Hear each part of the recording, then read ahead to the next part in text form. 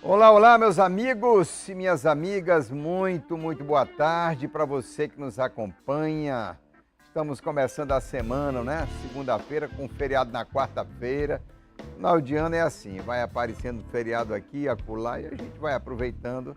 Quem gosta do feriado tem que aproveitar mesmo, né? E quem pode também, porque uns não podem estar feriando aí o tempo todo, tem que trabalhar e muito. Bom, quero cumprimentar você que nos acompanha desde a Foz do Breu, lá no Alto Juruá, até aqui Assis Brasil, passando pelo nosso querido Acre, você nos acompanha, o Gazeta Entrevista na zona rural, fazendas, chácaras, nos ribeirinhos, pessoal da 317, 364, Transacriana, você que mora nos ramais, muito obrigado, pessoal que mora nessa região do Peixoto, Vila Campinas, Acrelândia, né? Muito obrigado, pessoal do Ramal Nabo Júnior, Granada, Oco do Mundo. Ei, rapaz, só lembro do Novo Acordo, que não tem mais nada. Eu passo ali na frente do Novo Acordo, só tem o pasto ali. Mas foi um lugar tão importante lá com o João Barbosa, né? Quem lembra do Seringal Novo Acordo na 364? Né? Bom, gente, vamos direto ao ponto, porque nós estamos avançados no tempo. Está aqui comigo o vereador eleito pelo PT, André Camais. Já conversamos bastante agora.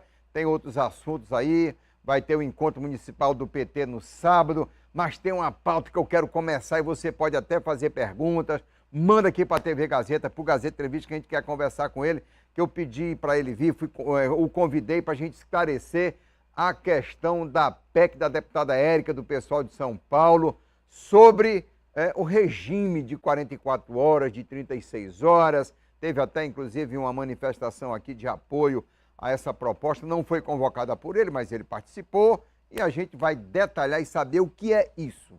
Eu sei que você está muito interessado, tem muita informação, trouxe a deputada Socorro Nery, já falou, outros deputados federais também virão para falar sobre a questão da PEC que reduz de 6 por 1. André, bem-vindo, boa tarde. Obrigado, mais uma vez. Obrigado. Aqui é o Gazeta Entrevista, obrigado pela presença. Eu te agradeço, como sempre.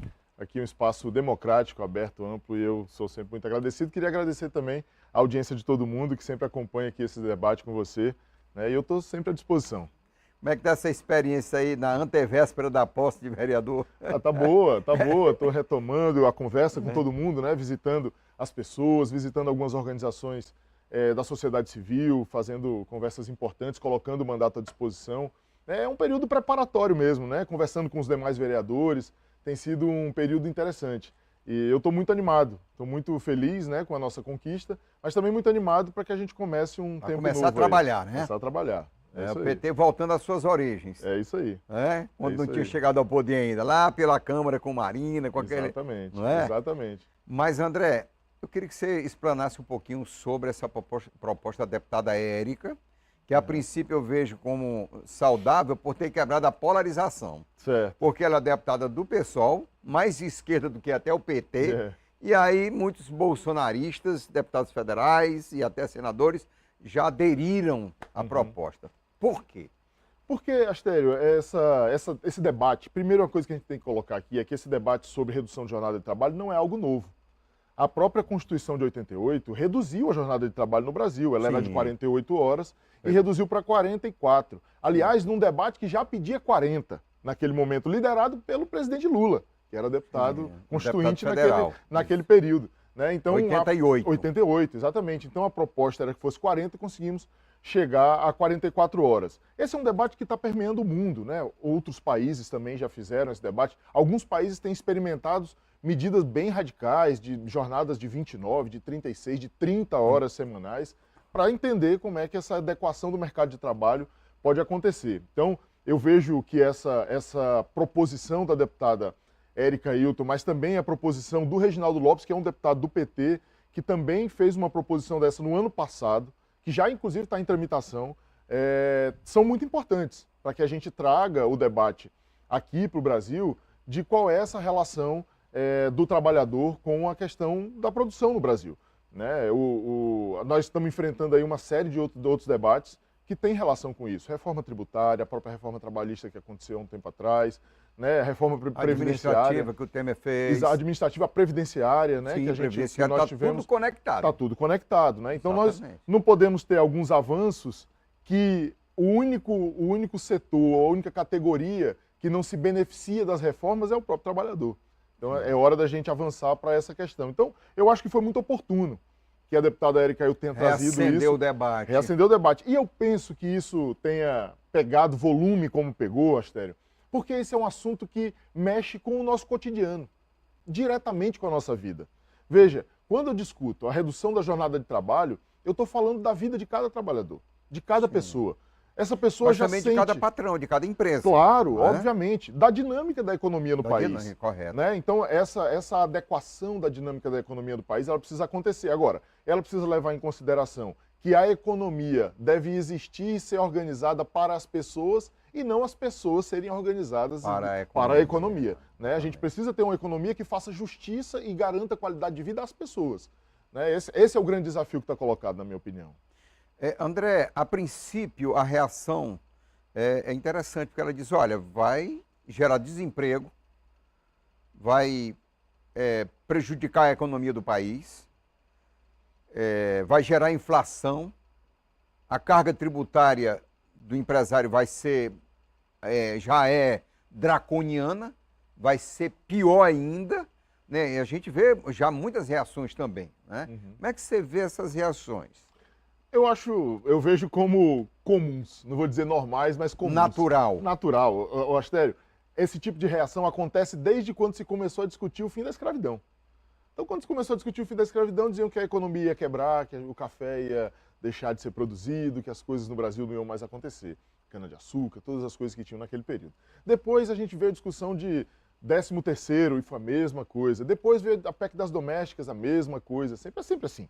Né? Toda Auxílio vez que... desemprego assustou também, exatamente, né? Tudo assustou. Né? Mas eu penso que o Brasil não pode se furtar de um debate como esse. A questão também é o debate, o né? debate. A deputada Socorro Neri colocou, nós não podemos pegar e esquecer, não, claro. Tem que discutir. Claro, olha, o mundo moderno, Astério, nos últimos anos, o avanço tecnológico tirou as pessoas do mercado de trabalho também. As máquinas tiraram as pessoas de dentro das fábricas. Né? Gerou. E a economia, o setor produtivo se adaptou a isso e recolocou as pessoas em outras dinâmicas do mercado de trabalho. Sim. Eu penso que o mercado de trabalho vai se adaptar. Né? Obviamente, aí eu estou muito mais próximo da proposta do deputado Reginaldo Lopes, que nós precisamos de um período de transição para esse processo. Né? A proposta do deputado Reginaldo Lopes, por exemplo, propõe que a jornada reduza para 36 horas e que essa dinâmica de implantação disso vá acontecendo ao longo de 5 ou 10 anos. Né? Uma quantidade de horas a menos por ano. A ideia que está sendo, o senso comum talvez esteja compreendendo, é que é o seguinte, você vai trabalhar segunda, terça, quarta e quinta, sexta, sábado, domingo vai vagabundar. Não é bem assim, né? Pois mas tem pessoas reagindo com esse pensamento. Não é bem assim. Eu acho que, primeiro que o que a gente faz com o tempo livre é livre. Né? A pessoa pode arrumar outro trabalho se ela quiser. Ela pode ter uma atividade produtiva privada dela se ela quiser. O importante é que esse trabalho seja um trabalho livre, que o trabalho da pessoa não tenha uma exploração por uma atividade somente, por uma fonte somente, de forma integral. Né? Agora, o que eu vou escolher fazer, se eu vou fazer uma formação, se eu vou estar mais próximo da minha família. Astério, vamos pensar bem, uma jornada de 6x1 não permite que um trabalhador comum, que um trabalhador do dia a dia, conviva com a sua família. Porque, veja, às vezes as pessoas dizem, todo mundo tem as mesmas 24 horas. Não é bem assim. Eu saio da minha casa, eu pego meu carro e chego aqui em 10 minutos.